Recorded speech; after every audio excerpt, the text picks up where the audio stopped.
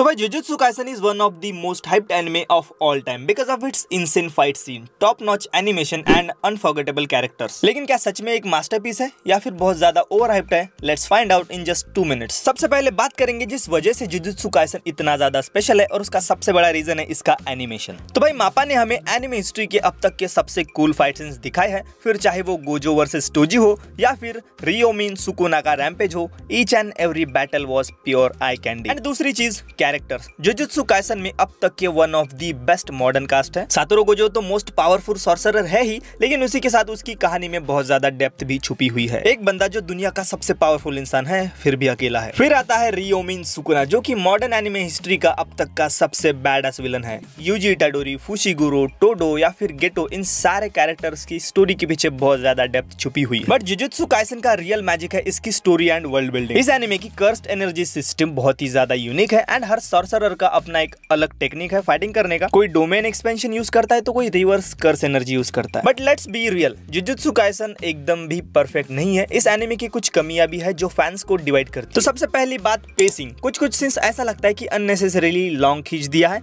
और कुछ important scene है जिन्हें बिना बिल्डअप के ही खत्म कर दिया। फॉर एग्जाम्पल मे का फाइट सीन अननेसेसरी लॉन्ग लगता है, जबकि सुकुना वर्सेस गोजो का लेजेंडरी बैटल फास्ट फॉरवर्ड लगता है। जुजुत्सु काइसन एक ऐसा एनिमे है जो शॉक वैल्यू पर चल रहा है। हर सीजन में किसी न किसी मेजर कैरेक्टर की मौत हो रही है। तो जुजुत्सु काइसन में अब तक 4 इंपॉर्टेंट कैरेक्टर्स की डेथ हुई है, नानामी, Nobara, Fushiguro, Geto.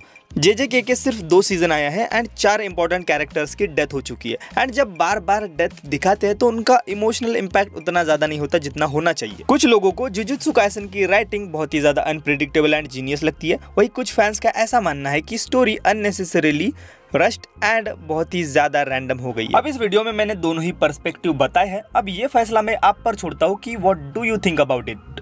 Is it a masterpiece or overhyped? Let me know in the comments. And अगर चैनल पे नए हो तो चैनल को सब्सक्राइब कर देना। मैं मिलूंगा आपको अगले वीडियो में, तब तक के लिए टेक केयर, बाय।